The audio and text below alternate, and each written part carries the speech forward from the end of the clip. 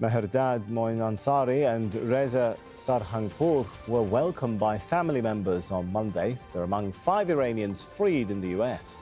Their release follows a deal mediated by Qatar. The agreement included the release of 5 US prisoners who had been held in Iran. It also included unblocking $6 billion of Iranian funds that were frozen in South Korea. I finally get to breathe in my homeland. It was tougher for my family rather than me. It was a difficult situation for them. My mother right now is hospitalized due to the pressure she was faced. Meanwhile, 5 American citizens jailed in Iran for years have landed in an airport near Washington. Iran had accused the 5 dual nationals of spying, but the US says they were wrongfully detained. Let's bring in Heidi Jo Castro, who's waiting for the Americans at an airport in Washington, D.C. And so, Heidi, we understand they've arrived now. Take us through the process. Yeah, Sammy, and a U.S. official says that this plane that departed Doha carrying the 5 Iranian-American prisoners that were freed, plus 2 family members who are now allowed for the first time to leave Iran. All told, 7 Americans have arrived now on U.S. soil after this long ordeal. Now, this flight has really happened under tight government wrap. They have not said exactly which airport that this plane landed in. We are at Dulles International, which is the most likely one. And we're still waiting to see pictures of this arrival, which is all very important, of course, to see these Americans reunited with their families. And it is a pivotal moment in this long, delicate, and complicated deal between Iran and the U.S. And of course, we put that together with those images we've already seen in Tehran of the 2 Iranian prisoners who were released from American detention. And all told, it is a moment of very rare cooperation between these 2 hostile nations. It is one that was arrived at not by talking between the 2 countries themselves. Iranian officials and U.S. officials never exchanged a word in the 2 years leading to this moment. It was something that was facilitated by third parties like Qatar, but a moment that really many are celebrating as a conclusion to the ordeal of all parties involved. All right, now that we've got pictures of them having been freed, they're back on the US soil. How is that impacting the debate, the controversy over this deal back in the US?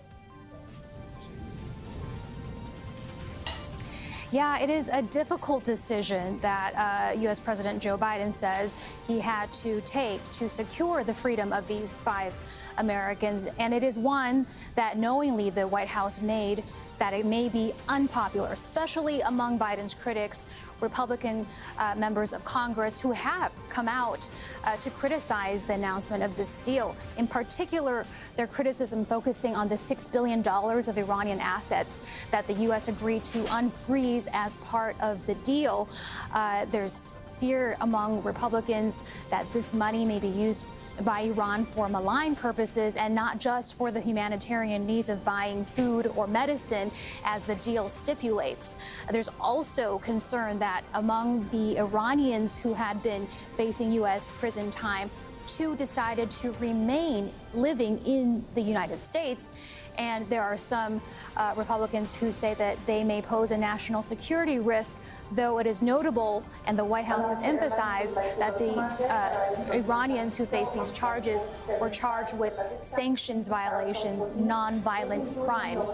But certainly now having those 5 detained Americans in Iran back on this side, back in the U.S., is a victory for those families and a moment where compassion was really allowed to shine, and something that we'll likely hear discussed more as a success, as a great moment of celebration by the White House.